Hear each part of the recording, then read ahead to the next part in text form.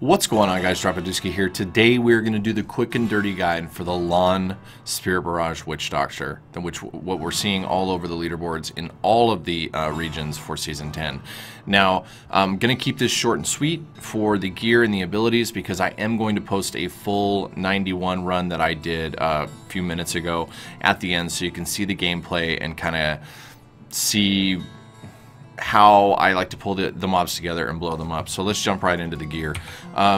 This is a Legacy of Nightmares setup, so it is based around the Willing Host and Litany of the Undaunted, and when wearing these rings, every other ancient item you have gives you 100% increased damage and reduces damage taken by 4%. So the entire set you're going to want either ancient or primal. The prioritization here on all of this gear is going to be attack speed wherever you can get it. This build does not synergize with area damage, or use area damage. I've seen there's been debates all over the place. Does area damage work? Does it not work? For the majority of the people I've seen on the leaderboards, they are not using area damage, and neither is the group setup for this build. So attack speed wherever you can get it. These rings are not optimal, as I have crit int here. I would either want crit attack speed or crit base weapon damage. Same with this ring. For the other armor sets, we have illusory boots, which is super nice. You can move in and out of mobs. You can you're never creep blocked. It allows you to stay very mobile as you need to because this build is very squishy. This is one of the 3 pieces that you must get Spirit Barrage damage, as it is your main damage output. So your ideal boots would be Int, Vite, Armor, Spirit Barrage. I do not have good ones. I'm using what I have so far. Pants or Swampland Waders with cold as your main elemental damage output. Belt is Witching Hour, as it is an attack speed build, and you can get attack speed from a Witching Hour. Aquila Cuirass, this enables you to stay alive.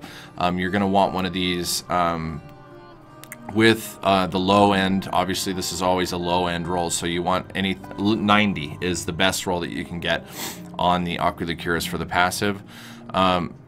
Mascadram, this is another Spirit Barrage item, and it is crit Spirit Barrage int is what your best one's going to look like with a very high pet damage roll, as Spirit Barrage is technically considered a pet, and Enforcer does work on that. I'll talk about that a little bit after we get through the abilities. Pauldrons of the Skeleton King gives you a chance for another passive, as it is very easy for you to die if Aquila goes down, or if you run into a particularly nasty pack with the wrong elemental affixes. I will cover the worst that I've encountered thus far with this build. Frostburns, because of the 20% cold, you're getting cold everywhere you can get it. These ones were primal, but they rolled dex, and instead of rolling the armor off, I rolled the dex off. Dex is armor for witch doctors. Don't make the mistake if you get them from another class. So these are still very good. I'm still going to use them. Attack speed, crit is what you're going for on these. Lukumbas are your bracers, as they are standard for pretty much all solo witch doctor builds. They enable you to get 6% damage reduction for each stack of Soul Harvest that you have. Once again, cold here.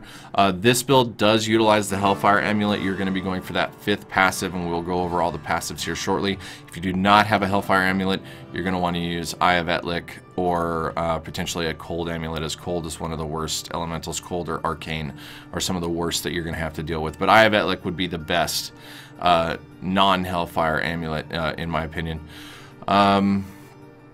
For your offhand, it's Gazing Demise. The perfect Gazing Demise would be crit, Spirit Barrage, and then int, Vite, and high weapon damage roll. These ones do not have Vitality, which is a big hit on survivability, but they do have Spirit Barrage and crit. I would prioritize those 2 first, and then go for ones that also have Vitality. So I will be trying to replace these at some point. And then your weapon slot is the Barber. Now this is basically it's a little different than the old LoN Witch Doctor that was just decimating everything before it got nerfed, but it does synergize around that explosion. It accumulates and explodes over time.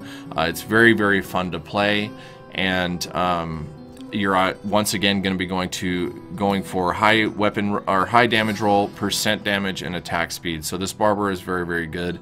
It could be a little better, and you want the highest stat you can get for the explosion. So 250 is the high on that passive ability there. In the cube, let me run over there so I can show you guys. In the cube, for the solo variation, you run Sacred Harvester, which gives you that 10 stacks, much more survivability, also more intelligence, just very, very good for pretty much any Witch Doctor build. The Belt of Transcendence, which spawns Fiend to Sycophants when you hit with a Mana Spender. These are just little meat shields. They don't do a ton of damage in the Grift, but they do help you survive, and you need every little bit you can get. And then the Ring of Emptiness, which synergizes with Haunt and, or which is procced by Haunt and Locust Swarm. Anything that has both, that is affected by both of those abilities takes 300% increased damage. Now, I think that this build currently is technically a bug, a quote-unquote bug, but that being said, it is not that much stronger than Fire Bats as far as I can see. So I'm really, really hoping that Blizzard doesn't nerf this, because it gives us something different to play in groups, something different to play in solo, and something more fun to play. I can't tell you how many times I get super agitated from losing a free roll because I'm creep blocked on Fire Bats in groups. That does not happen on LoN. You have illusory boots, you can walk right through everything. So let's jump into the abilities. Haunt, Poison Spirit. If you do have the 5th passive, which would be Rush of Essence, then you will go Poison Spirit. If you do not, you're going to go Draining Spirit, because you need to have your mana stacked all the way up so that your Aquila Cuirass is giving you its passive damage reduction. But if you do have the 5th passive, you want to go Poison Spirit for the extra 20% damage to everything haunted.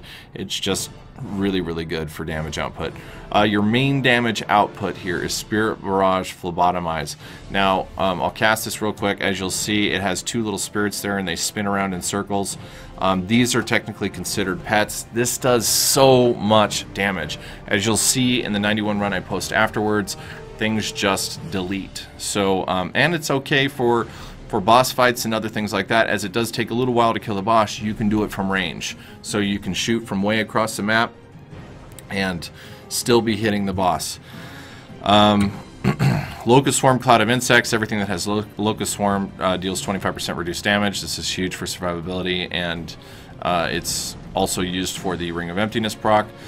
Spirit Walk Severance. This gives you the burst of speed when you use Spirit Walk. I prefer this one over Jaunt, but you can go either way. I just like to be able to move very quickly if I need to. Soul Harvest Languish, which gives you the 10% armor per stack, and with the Sacred Harvester you get 10 stacks, so this is just huge, and it's pretty standard for all Witch Doctor solo builds. And then there's Tornadoes, which helps you control the mobs and the density so that you can blow them up. My passive abilities are Grave Injustice for the cooldown reduction. Very, very good and very, very helpful for like spamming Tornado and Spirit Walk to keep yourself alive. Creeping Death, which lets Haunt and Locust Swarm last for basically ever. Spirit Vessel, which is just an extra proc because you are very, very, very squishy when you don't have Aquila up. So there's a moment there before it comes up after you've Locust Swarm where you're very vulnerable, and this does proc regularly. And then I have Rush of Essence here because I am wearing a Hellfire Amulet with Confidence Ritual. If I did not have the Hellfire, I would take Confidence for the damage buff. Which is 25% additional damage to enemies within 20 yards. And you could go either way there. You could take Rush of Essence if you want to take Poison Spirit. I don't know. I preferred the damage in the ways that I ran it before I had a decent Hellfire. So for all of that's pretty much the gear and the rundown. I am going to be posting the run at the end of this. I will be playing this in both group and solos for the rest of the season. It's on Twitch. I do stream Monday through Friday. Starting Monday, the new schedule is from 2 p.m. Mountain Standard Time until 10 p.m. Mountain Standard Time, Monday through Friday, with Saturday us doing a noon to 5 short stream. We do a lot of viewer runs. We do a lot of group farming. We answer questions. We have a lot of fun. Feel free to stop by the stream anytime and ask any questions or just hang out with us. We try and keep it as entertaining as possible. Before I switch over and show you guys the 91 run, I am just going to show you a couple of things that I've learned. When you go into a situation, make sure that you're haunting first. before you do your Locust Swarm. Locust Swarm is going to dip your damage down, and everything that's haunted is going to be returning mana. So you want to keep that window of Aquila down as low as possible, because when that's up, you're very, very tanky. Another thing to keep a note, and you'll see me doing this in the Grift, is once you're holding this and spamming this, I have it on my right click. If a mob that it is targeted on gets teleported away or moved or anything like that, this will follow that mob. So it's going to stick to that mob that it's on, and this is where your damage come from, right where my mouse is. So it's nice every once in a while to let go of that, reset it where you want it to be, and keep your eye on it, because if it's not where you want it to be and you're not spawning your fiends where you think they're going to be, you're going to die right away. Every once in a while I'll recast haunts and spam it again just to try and proc the explosions. I'm not 100% on how those explosions work, but it seems like if I notice a lot of damage is not being done, I'll recast haunt real quickly and then restart casting. It recenters my my Spirit Barrage, and you'll see the damage start to accumulate again. So once again, I just want to thank everybody that's been part of the stream, that's part of the YouTube channel. Sorry that it's taken me so long to get out a video. We've been streaming like crazy. We're going to be putting more out. I want to do this one. I'm going to do a variation for groups, as this is what I will be running in groups as well. It's so much more fun than Firebats.